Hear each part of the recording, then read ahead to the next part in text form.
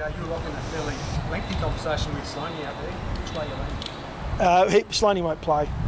Unfortunately for us, that's our captain that won't be in, but we've planned well and truly ahead of today. We probably saw that one coming a little bit, and it'll be one we won't risk. He's trying to push his big weight, but he looked like he was pretty keen. Yes, yeah, he would play on one leg if we allowed him, and this is we made the decision together, so he's done the right thing. He's put the team first. We got a good young group of kids. We'll have one that step up and lead on field like he does. So unfortunately, we won't have him out there. Laird will come in. Yep. So Laird will play. What other changes are you making? Well, Ken's about to stand up here afterwards, so we'll keep those. I'll give you those couple. There's, we'll go in. We've got a pretty hungry group.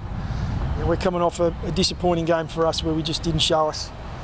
We played against a very good side in Collingwood, so I don't want to take anything away from the way they're playing their footy at the moment. But we got some work to do, and we're going to come pretty hard tomorrow night to show our members and supporters what we do at our best. Can't keep handball, can't hit a target, can't hit a goal. Bruce comments were pretty scathing. Have you heard them, and what did you make of them? Yeah, well, we're having, inside the four walls, we're having similar conversations. You talk about, we're all on the same page when it comes to where we're at as a footy club. And if you think we're not having those conversations, well, you're kidding yourself. The performance at the moment's not at the level. It's not only our execution by hand and foot, it's our plan of roles, but we're an extremely young group, and what can happen in pressure situations is you go away from what you do. And that snowballs into missing handballs, which we're doing at the moment, missing kicks.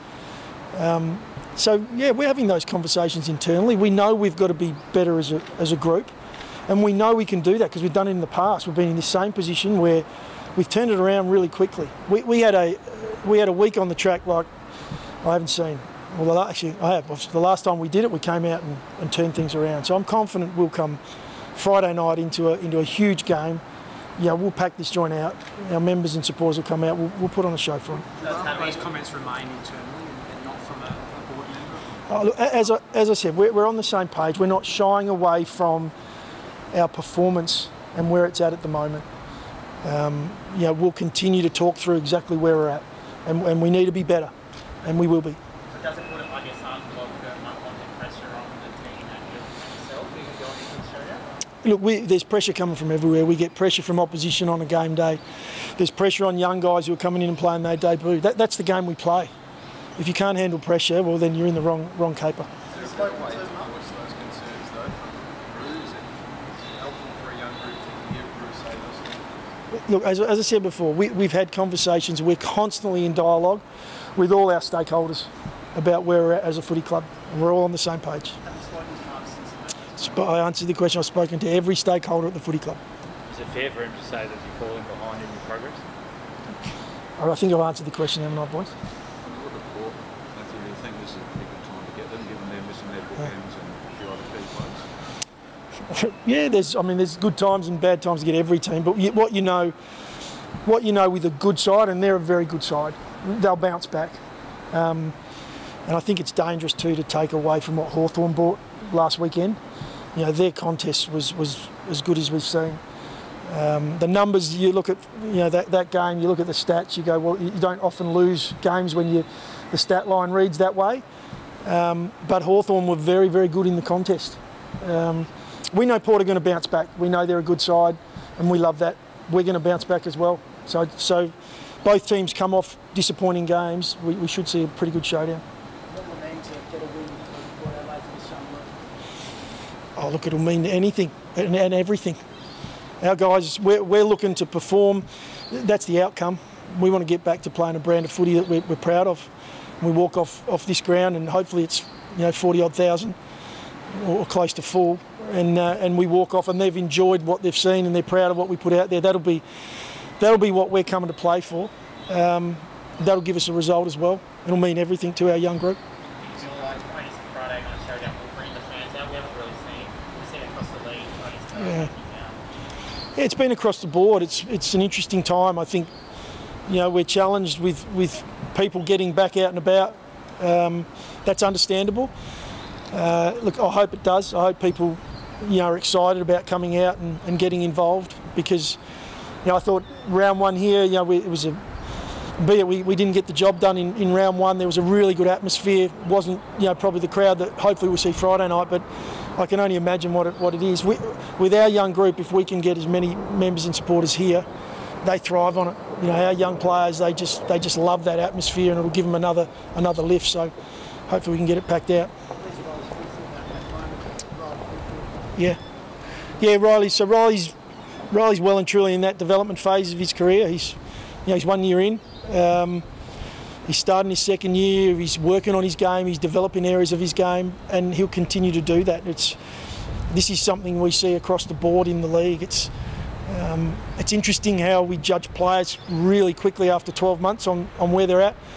And we align them, or we put them alongside other players from other clubs, and we don't actually look at the stats when we do that. We do comparisons to some key forwards at other clubs that have been in the game for 7 years, and you go, well, come on guys, let's be real. He's working through a period at this point in time where most players at this time, after 12 months as a key forward in the game, are doing the same.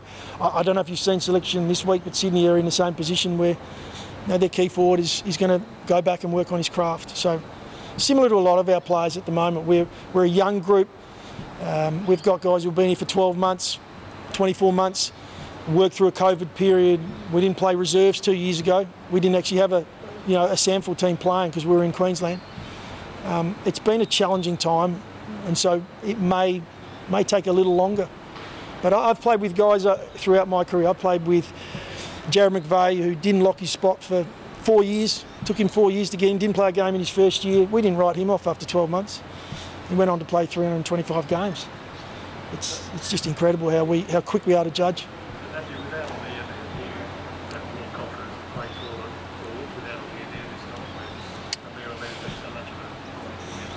Yeah, he has. He's an outstanding player. He reads the game well, and he's so good overhead. So,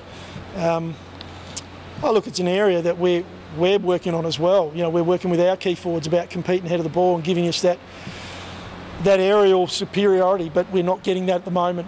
With Aaliyah out, the next soldier stands up for Port Adelaide, and they've been able to do that in the past. So we've got our challenges there. You might have said this, but he's well playing this weekend. He is, yep, as it sits. I mean, everyone pulls up from today's session. It's a pretty light session, so we'd be confident most guys are going to play, but, yep. Phil Thorpe aside, what do you make of the forward line in general, obviously being a work in progress at the moment? Sorry, I don't... Phil Thorpe aside, what do you make of your forward line in general at the moment? You obviously got another look at it this weekend. Well, one thing I can tell you is it's extremely young. What comes with that is challenges of actually understanding the reward of playing your role. And so when the bright lights come on, it's quite a challenge for some of these younger guys to stick it out and trust what the team expects of them. That's probably the area we're working on the most, is our ability to just play the way we play. And that becomes challenging when you play against good sides. You head to the MCG against Collingwood. They get on top early. We've got to stick to what we do, and we haven't been able to do that. So we've done a fair bit of work on that over the last couple of weeks. We'll also look at what we do ahead of the ball this week without giving too much away, and hopefully over the next few weeks we see a tiny bit of experience come back, so we balance that out, that we've got that little bit more experience in amongst the youth, because the youth brings excitement and energy. The experience brings balance and keeps them playing their role. What's the message to Elliot from the road? Is it similar to football, or is it a bit different because he has a long time? Yeah, for Elliot, it's a similar message. Elliot's also coming off an operation in the break, slightly limited prep for him. It might take a couple of games for him to get to the level. We know he's under pressure. He knows he's under pressure at the moment. Again, we come back. We're looking for a role from Elliot. We're looking for him to compete. Get that role done. Give us effort and energy. And it'd be amazing how quickly it turns around. He starts to bring others into the game. Well, he's done a fair bit over the last week. I mean, we had a look at last week. Realistically, we weren't going to risk him last week, but there was an opportunity if we really wanted to push. So we're pretty confident he's going to come in and be okay as far as the hand goes. There's no issues around that. We gave it an extra week longer than maybe we had to.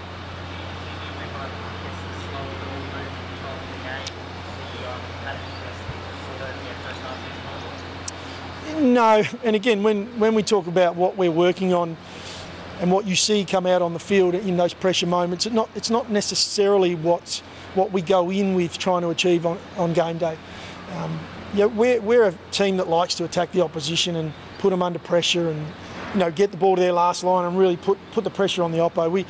We didn't really see that last weekend. We had some nice passages of play, but there's just adjustment in all of that. When we're working on certain parts of our game, sometimes other parts of our game can drop away.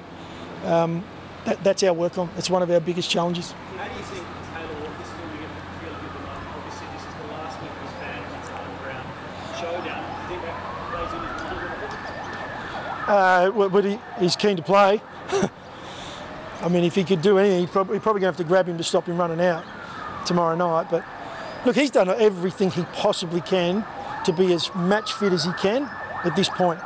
And I'm confident come next weekend, he'll get through another week of work next week, and I'm confident he'll be ready to play at the level. Is it ideal? No. I mean, every player wants to play a number of games before they come in and get under the bright lights, but what he will bring in so many other areas for us will outweigh it if he happens to be at 95%. But he's done an incredible amount of work. You may have seen him out there today. He did both sessions, worked right the way through. So he's also doing some stuff with our sample at the moment where he's claiming he's getting the wins on the weekend as a coach. So he might have something post-footy. Just considering where the Port is at the moment, with a few of their outs, do you feel like this is the best chance you have of beating them since you've arrived? As I said, I think I sort of answered that one before. It's the best teams bounce back after performances. They do have a number of their bigger names out, so-called guys that will influence games. So do we. So we will go into the game knowing they're going to come hard, and I'm pretty confident our young group will go hard as well. Last couple guys. Sorry, Theo. Yeah, we hope so. I mean, today there was a maybe there for this week, similar to Laird last week. The last thing we want here is to chase our tail for the next month when it comes to Sloaney, and we want him to be as close as he can to 100% and playing at the level and being able to lead on field. So we're hoping that is just a week. Just to clarify, you said he's playing in the twos? He'll be playing in the twos.